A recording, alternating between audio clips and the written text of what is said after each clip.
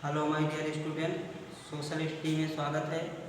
और आप लोग मेरे चैनल को लाइक करें, सब्सक्राइब करें और चैनल अंत तक जरूर देखें। तो कुछ न करते हुए सीधे हम चलते हैं टॉपिक पर। सबसे पहले संसद, ये कहाँ है? दिल्ली में है। ठीक, कहाँ है? दिल्ली। तो दिल्ली क्या है? ये कई बार उजड़ी और कई बार बसी। ठीक, और इसकी जो रूपरेखा जिसने तैयार किया था, एडविन लुटियंस ने तैयार किया था। तो क्या है दिल्ली, इसका नाम क्यों पड़ा? क्योंकि ये रायसीना पहाड़ी पर स्थित थी और रायसीना पहाड़ी जो है एक ढीले के आकार की थी, जिसलिए इसका नाम क्या रखा गया? दिल्ली रखा गया। तो दिल्ली में क्या है? संसद है, जिसमें क्या है लगभग 350 कमरे हैं। ठीक, तो संसद का जो गठन होता है वो कैसे होता है? राज्यसभा, ये प्रथम सदन माना जाता है, और लोकसभा जो निम्न सदन कहलाता है, और राष्ट्रपति, इन्हीं को मिलाकर क्या बनता है? संसद बनता है। ठीक, संसद के गठन के बाद क्या होता है? कहते हैं राज्यसभा का गठन पहले।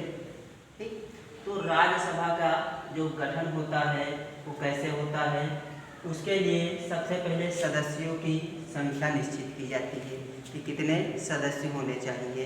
तो राज्यसभा में कुल मिलाकर कितने सदस्य हो सकते हैं? 250। ठीक, कितने? 250 सदस्य हो सकते हैं, जिसमें से जो क्या होता है 238 सदस्य जो होते हैं वो क्या होता है? राज्य विधानसभाओं द्वारा निर्वाचित किए जाते हैं। और जो क्या होता है 12 सदस्य होते हैं, जिनको कौन नियुक्त करता है? राष्ट्रपति नियुक्त करता है। ठीक, क्या है? राष्ट्रपति नियुक्त करता है। ये 12 सदस्य शिक्षा और साहित्य में जो अपना विशेष योगदान देते हैं, ऐसे सदस्यों को कौन मनोनीत करता है? भारत के राष्ट्रपति मनोनीत करते हैं 12 सदस्यों को। उसके बाद योग्यता क्या होनी चाहिए? ठीक, वह सबसे पहले क्या हो? भारत का नागरिक हो। ठीक है, वो क्या हो? भारत का नागरिक हो, पागल दिवालिया ना हो, और उसकी आयु जो होती है वो कितनी होनी चाहिए?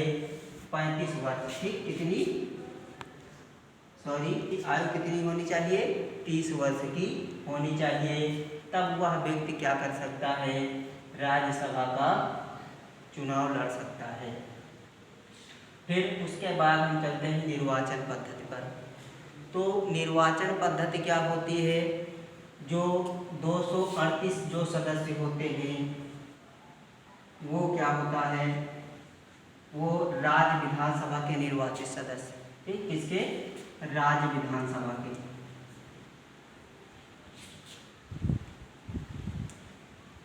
राज्य विधानसभा के क्या होते हैं? निर्वाचित सदस्य होते हैं, और 12 सदस्य जो राष्ट्रपति मनोनीत करता है। और इनका चुनाव जो होता है एकल संक्रमणीय पद्धति के आधार पर किया जाता है, अप्रत्यक्ष रूप से। पर अप्रत्यक्ष रूप और अप्रत्यक्ष में क्या होता है? जो क्या होता है, जैसे क्या किया जाता है प्रत्यक्ष में, जैसे सीधे सीधे जनता को चुन लिया जाता है, उन्हीं को क्या कहा जाता है? प्रत्यक्ष निर्वाचन। और अप्रत्यक्ष वोटिंग के माध्यम से अप्रत्यक्ष चुनाव कहा जाता है।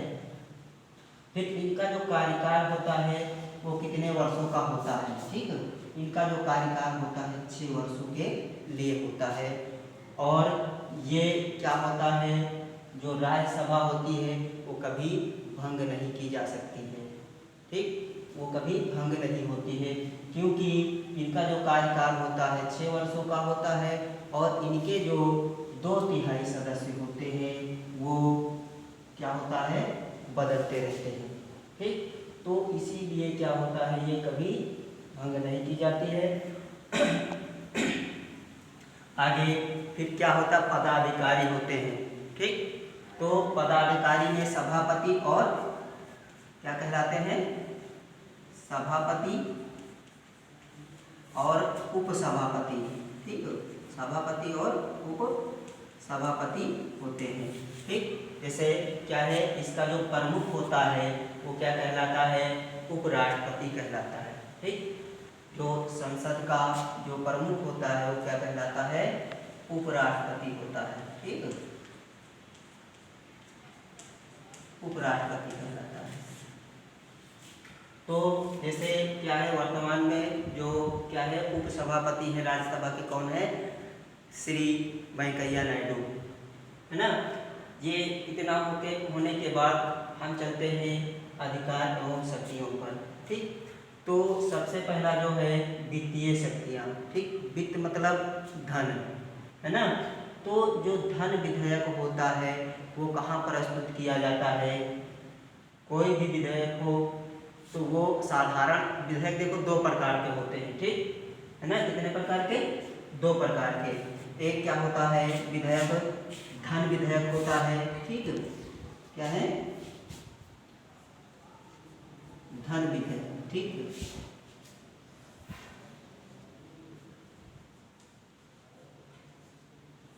धन विधेयक। ठीक, और दूसरा होता है साधारण विधेयक।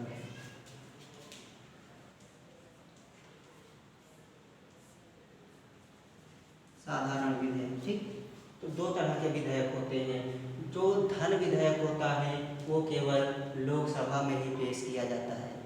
ठीक, और जो साधारण विधेयक होता है वो चाहे लोकसभा में आप प्रस्तुत करिए या राज्यसभा में प्रस्तुत करिए। तो जो धन विधेयक होता है इसकी जो पुष्टि करता है वो लोकसभा अध्यक्ष करता है, धन विधेयक की। और जब धन विधेयक क्या होता है लोकसभा में प्रस्तुत होता है, उसके बाद कहाँ जाता है, राज्यसभा में जाता है। राज्यसभा में जाने के बाद राज्यसभा के सदस्य उस पर हस्ताक्षर करते हैं।